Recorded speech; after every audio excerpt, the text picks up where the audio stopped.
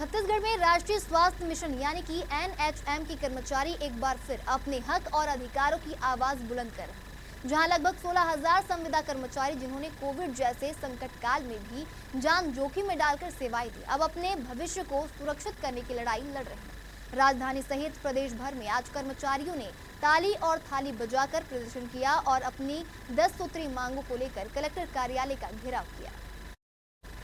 छत्तीसगढ़ में एनएचएम के doctor, nurse, तकनीकी व प्रबंधन कर्मी राज्य की स्वास्थ्य सेवाओं की रीढ़ है, लेकिन इनका भविष्य संविदा के भरोसे अधर में लटका हुआ है।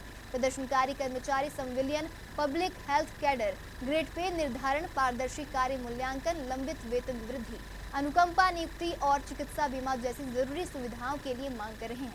उनका कहना है कि मध्य प्रदेश, हरियाणा जैसे राज्यों में ये सुविधाएं पहले से लागू हैं, तो छत्तीसगढ़ में ये क्यों नहीं। प्रदर्शन के बाद कर्मचारियों ने कलेक्टर को ज्ञापन सौंपा। अब देखना होगा कि सरकार इन 16,000 परिवारों की आवाज सुनेगी या फिर थाली और ताली बजाने की ये गूंज और तेज होगी।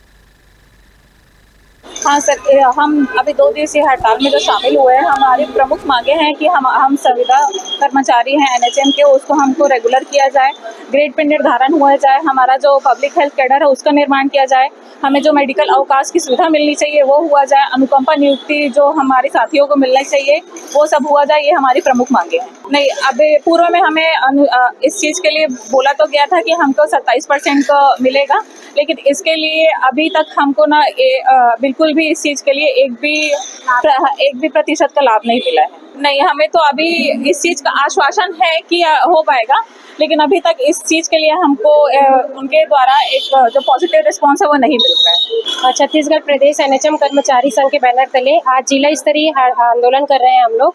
ये ध्यानाकर्षण आंदोलन है। इसमें हमारी सरकार से वही मांगे हैं जो सरकार ने हमें आश्वासन दिया था कि वो करेंगे। मोदी की गारंटी में भी ये है कि संविदा कर्मियों को नियमित किया जाएगा। इसके पहले की जो सरकार थी उन्होंने भी कहा था कि संविदा कर्मियों को नियमित किया जाएगा। उसी के आश्वासन पे हम आज इस चीज़ के लिए लड़ रहे हैं कि जो गवर्नमेंट हमें देना चाह रही थी वो दे नहीं पा रही। हमारी प्रमुख मांगों में से एक है कि हमारे ग्रेड पे का निर्धारण हो और हमें रेगुलराइजेशन मतलब संविलियन किया जाए। साथ ही मेडिकल अवकाश हो गया, अनुकंपा नियुक्ति, स्थानांतरण नीति और जो हमारी स्वास्थ्य नीति है उसमें हमें शामिल किया जाए। तो ये सब हमारी प्रमुख मांगे हैं और ये बहुत बेसिक मांगे हैं। मतलब ये हमारे स्वास्थ्य कर्मचारी ऐसे हैं, हम स्वास्थ्य बेसिक जो सुविधा होती है, चिकित्सा सुविधा, उससे जुड़े हैं। हम लोगों से डायरेक्ट मतलब मिलते हैं, डायरेक्ट उनको सुविधा देते हैं। हमारे नहीं होने से बहुत सारी सुविधाएं बाधित होती हैं, लोगों की स्वास्थ्य सुविधाएं बाधित होती है।